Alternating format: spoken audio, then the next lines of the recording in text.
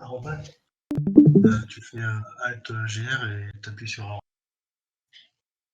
C'est bon, vous êtes prêts? On commence? Oui.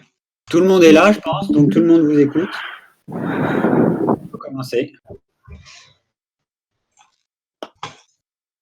Je coupe mon micro pour le temps de la présentation.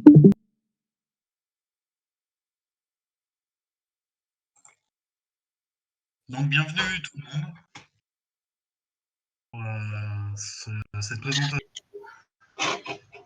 par la formation Digifab.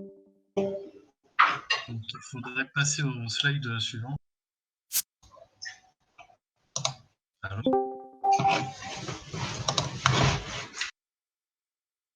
Je présente l'équipe.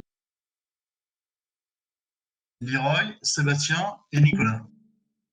Donc on a mis une dicton seul en avance. Donc ensuite on a le slide objectif. Est-ce qu'on pourrait passer au suivant?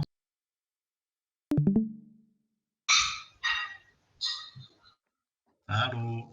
Oui, Oui, merci. on est sur le bon slide, Nico. Donc l'objectif à atteindre, c'était de à l'aide de l'approximation de la circonférence d'un cercle interne et un polygone régulier adjacent, en faisant tendre le nombre de côtés vers l'infini, de donner une approximation haute et une approximation basse du nombre. La circonférence du cercle étant égale, il faut bien sûr commencer à trouver la formule du cercle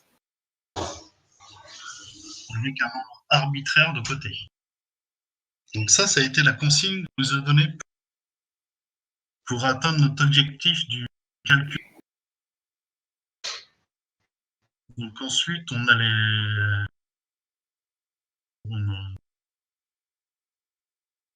et là, ça va être Leroy qui. Non, c'est à moi. Ah, bonjour tout le monde. Oui, c'est à moi. Bonjour tout le monde.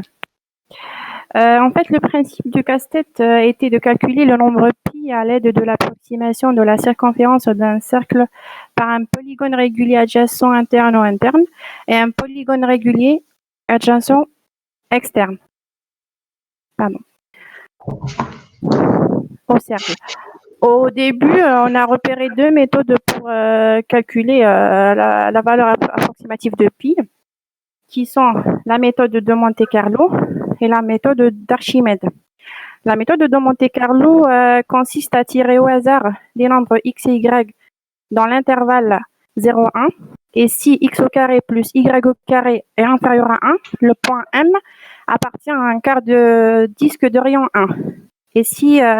Et la méthode d'Archimède consiste à obtenir un encadrement de pi en calculant les périmètres des polygones internes et externes ayant 6 côtés, 12 côtés, puis 24, 48 et enfin 86 côtés. 96 côtés, pardon. Au suivant.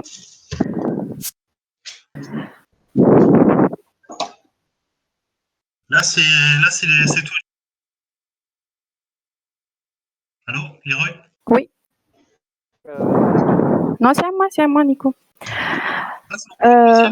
Excuse. Oui.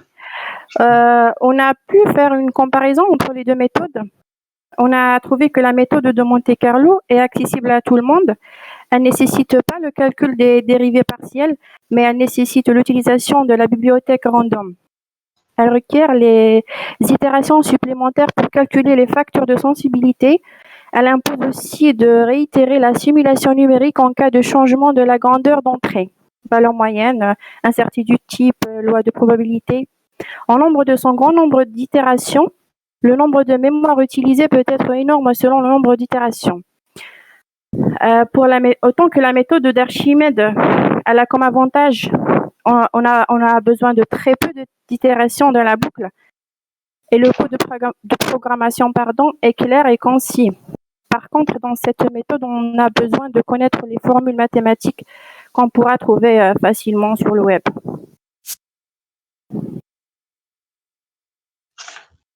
Nico? Donc après réflexion, parce qu'on trouvait que c'était plus, enfin, c'était assez précis et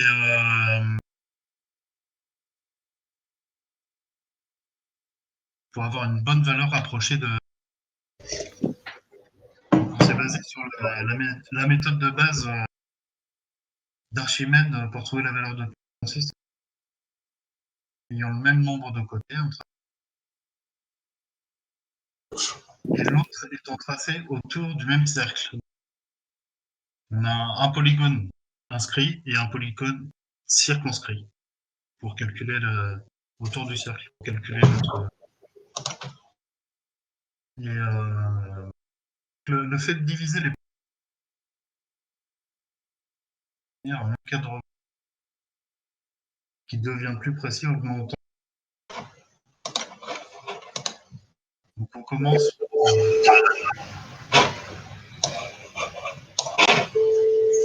Donc on a commencé avec un polygone à 6 côtés. Et nous avons fini avec un polygone à 96 côtés. Je veux juste. Hop. Je dérange pas là? Diogo, Diogo, est en direct. Avec la banque. Diogo! Et... Oh, il n'entend rien. Voilà, c'est bon. Il y a un souci. Ah, excusez-nous, vous pouvez reprendre l'exposé. Tu peux en prendre, Nico.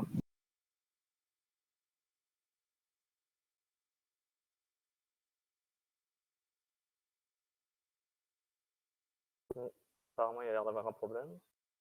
Oui. Ah, ça revient. On t'entend. En fait, malheureusement, on entend très très mal Nicolas.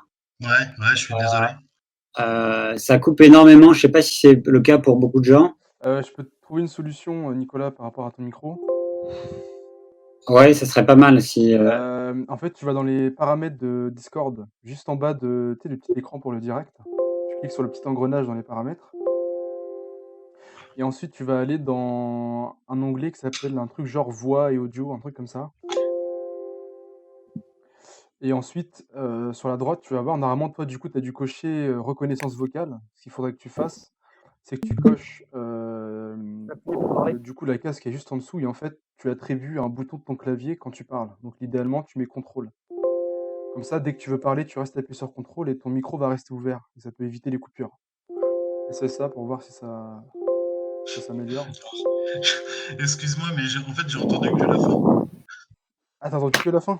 Ouais, j'ai entendu que la fin. En fait, tu vas sur ton Discord, juste à côté du petit écran que tu utilises pour faire le direct, tu as un petit onglet, un petit icône paramètres, c'est comme un engrenage. Ouais. Ensuite, tu vas dans l'onglet, un truc, c'est voix audio. Ouais. Et là, en fait, normalement, toi, tu dois avoir coché reconnaissance vocale, c'est ça? Détection de la voix, ouais. Ouais, c'est ça, voilà, détection de la voix. Donc, tu coches celui qui est juste en dessous.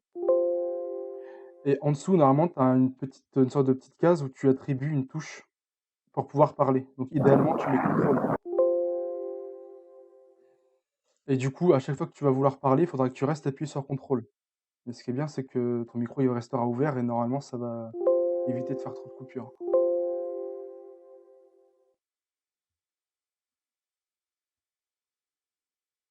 Du coup, si tu veux parler, il faut que tu appuies sur contrôle. Je sais pas si tu y es arrivé.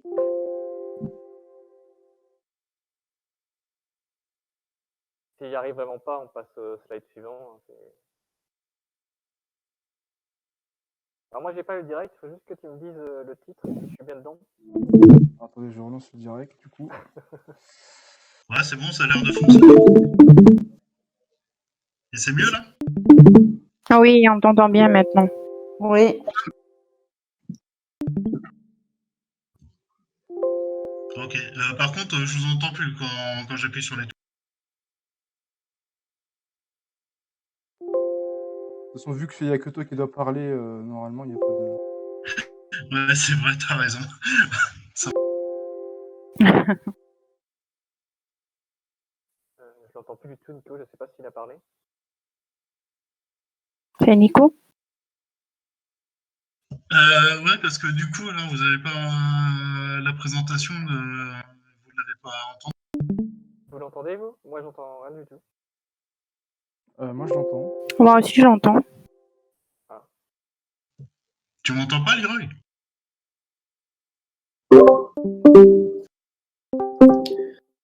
Bon, ça marche pas terrible. Moi, je propose, si c'est possible, que Siam, qu'on entend très bien, reprenne la partie de Nicolas, si c'est possible. Est-ce que Siam, tu te sens de présenter Malheureusement, non, c'est pas cette partie. En fait, on s'est partagé les tâches puisqu'on avait un problème de communication. Ok. Ouais. Est-ce qu'il y a quelqu'un qui pourrait présenter à la place de Nicolas? Quelqu'un du groupe 3, là. J'entends. Non, personne. Bah, du coup, Nicolas, on te laisse continuer alors.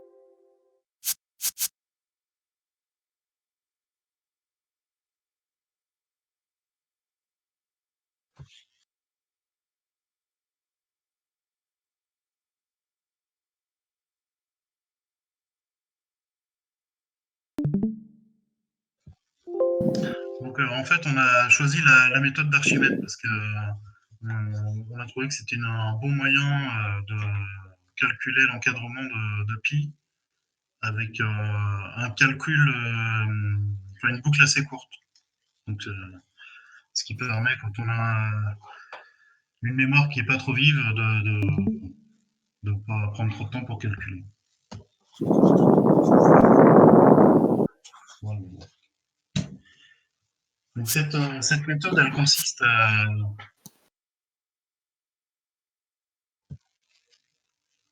Donc la méthode consiste à trouver la valeur de pi en construisant deux polygones, donc un inscrit et un circonscrit par rapport à un cercle.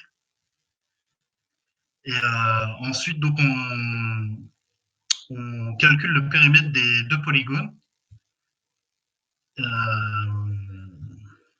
Oh, je suis perdu.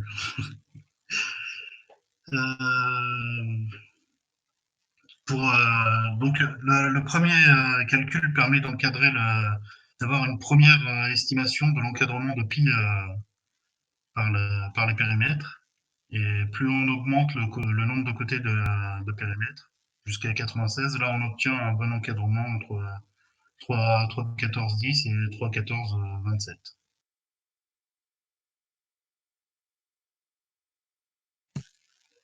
Bon, je pense qu'on va passer à la suite. Vous me dites quand on est sur le slide.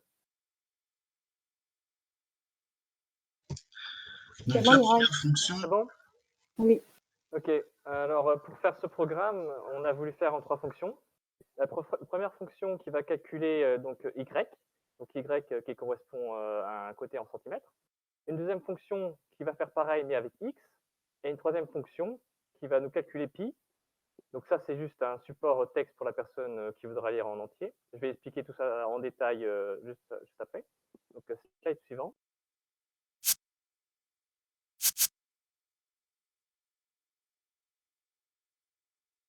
C'est bon? C'est bon? Ok. Alors, on a défini une fonction qui prend u et v en paramètres.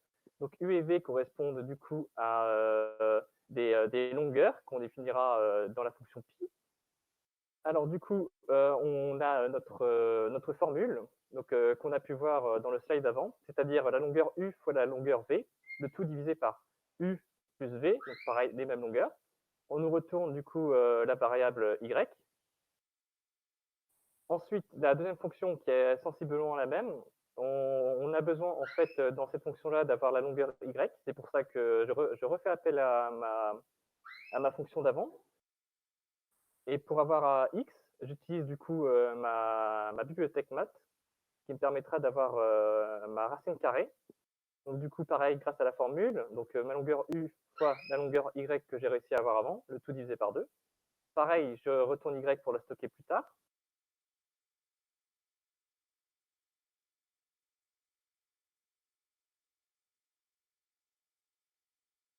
Hop, slide suivant s'il vous plaît.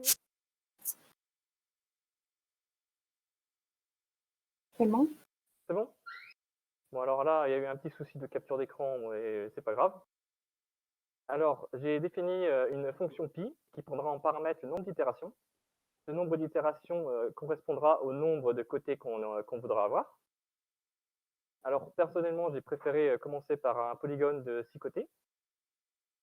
Là, on a eu dans notre tableau d'avant la longueur U et V. Donc, j'ai juste repris ces côtés-là. Donc, U est égal à 1 et V est égal à 1,15 des poussières.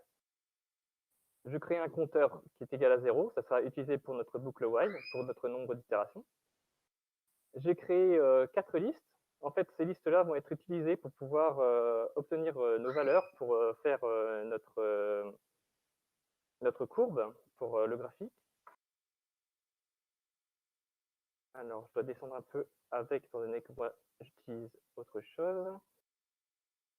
Alors, je commence avec mes variables x et y. Je fais appel à mes deux premières fonctions. C'est grâce à ça que je vais réussir, au fur et à mesure de ma boucle, à redéfinir mes nouvelles mesures. Ensuite, pour avoir mon pi inférieur, je prends mon nombre de côtés fois ma longueur x, pareil que j'ai défini avant. Mon pi supérieur, pareil, je fais mon nombre de côtés fois la longueur y. L'approximation, c'est justement ce qui nous donnera une bonne courbe. On prend notre pi supérieur plus notre pi inférieur, le tout divisé par 2.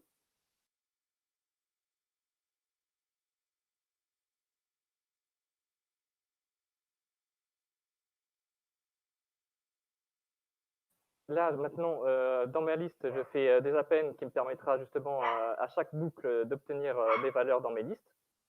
Donc là, on peut voir par exemple pour mon poly intérieur, poly extérieur et l'approximation.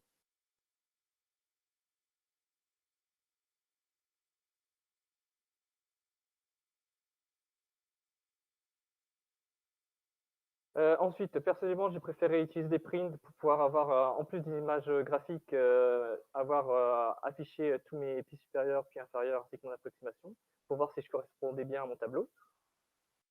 Une fois tout ça affiché, je redéfinis U et V avec mes variables x et y pour retourner au début. Mon nombre de côtés, je fais mon nombre de côtés fois 2, qui me permettra du coup d'obtenir mon nombre de côtés indiqué sur le tableau. J'incrémente à nouveau mon compteur pour avoir jusqu'à tant que mon compteur est inférieur ou égal à mon nombre d'itérations. Alors, j'ai créé une variable pi. Ça sera utilisé en fait pour mon graphique. Donc, si on peut passer au slide après.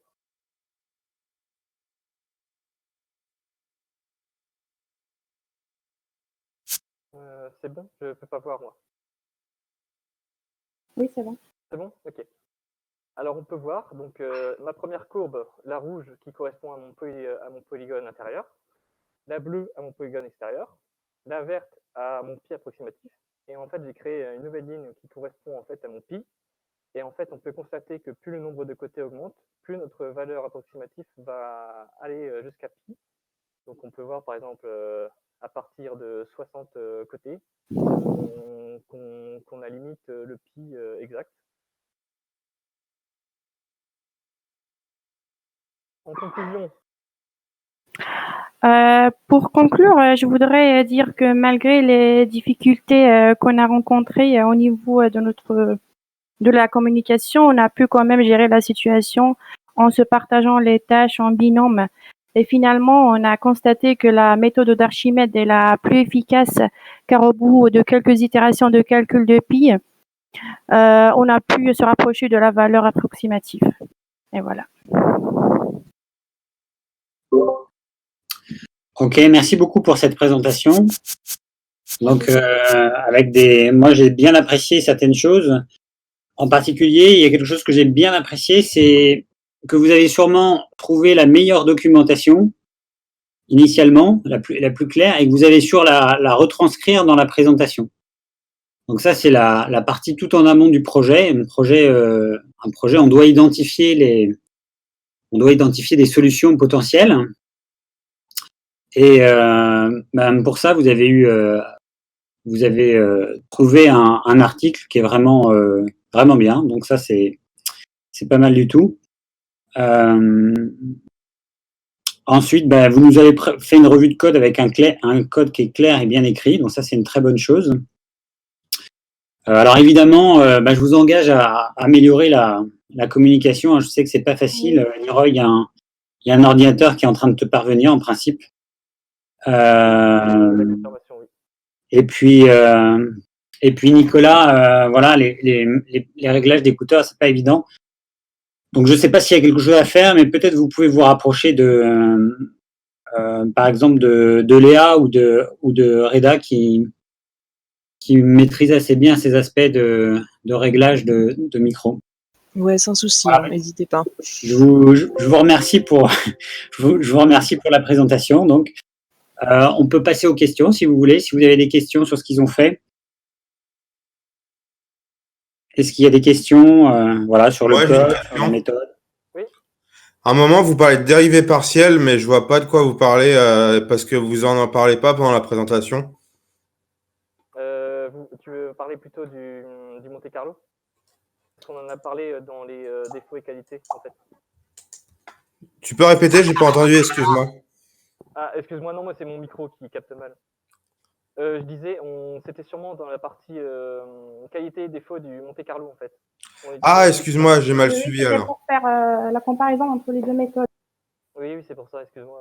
On n'a pas été très clair en même temps, c'est notre... Non, pas de souci, pas de souci. Non, mais Nicolas, je reviens un peu dessus. Moi, j'ai bien compris. Enfin, j'ai eu l'occasion dans mon cursus d'utiliser beaucoup les algorithmes de Monte Carlo. Donc, en fait, ce qui se passe, c'est que il y a plein de méthodes qui peuvent remplacer un Monte Carlo. Et en particulier, souvent, on va décrire un phénomène grâce à des équations aux dérivées partielles qui permettent d'avoir une équation d'évolution d'un système, que ce soit pour la météo, que ce soit pour la finance. Enfin voilà, on peut vraiment décrire beaucoup de systèmes dynamiques avec des équations aux dérivées partielles. En général, là, on a quelque chose qui va dépendre du temps et on va faire évoluer petit à petit. Donc, on va faire des petits incréments d'évolution par rapport au temps et par rapport à l'espace, pour un problème physique en tout cas. Comme pour la météo. Donc, c'est une solution alternative. Soit on fait enfin, grosso modo, il y a deux grosses classes de méthodes. Les méthodes Monte Carlo et les méthodes qu'on appelle d'équations dérivées partielles, ou EDP. Et le gros avantage de la méthode Monte Carlo, par rapport à une méthode d'équations dérivées partielles, c'est qu'elle permet de ne pas faire de maths du tout. Donc là, dans votre projet, il n'y a pas d'équation aux dérivées partielles, bien sûr. Enfin, quoique, il y avait les développements limités dont tu as parlé, ils se rapprochent un petit peu des techniques d'évolution, enfin d'équations aux dérivées partielles. Ça s'en rapproche un tout petit peu. C'est pas tout à fait la même chose, mais ça s'en rapproche. D'accord. C'est quand même pas. Je donne un exemple, la météo, par exemple. Oui, la météo, elle dépend des équations de Navier-Stokes en mécanique des fluides. Et donc, typiquement, c'est des équations d'évolution aux dérivées partielles. Ok. Ça nécessite généralement du machine learning. Tu peux répéter les erreurs? J'ai pas. Je disais, tout ce qui nécessite généralement du machine learning.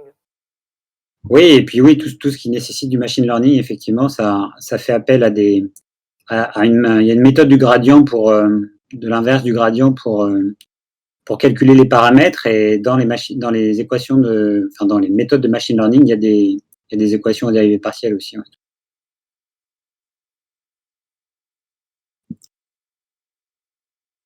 Voilà, si vous n'avez pas d'autres questions sur comment s'organiser.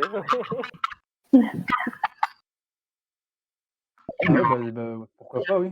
Comment vous avez fait du coup avec vos problèmes de connexion pour organiser tout ça? Principalement à l'écrit, en fait.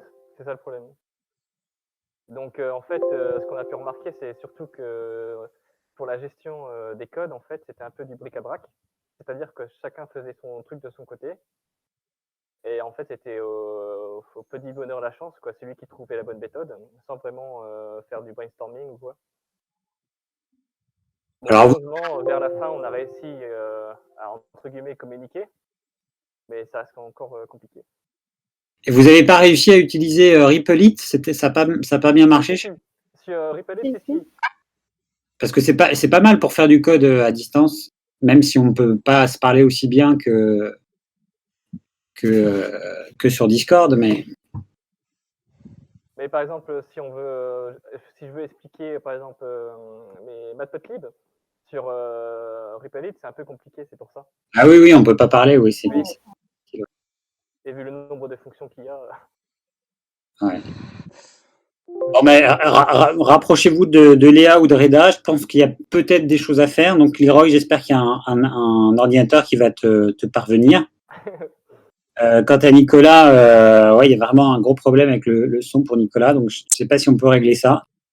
Moi, j'ai essayé de On va voir. vous aider un peu, mais Est-ce que il t'es sous Windows, Nicolas? Ouais, je suis sous Windows.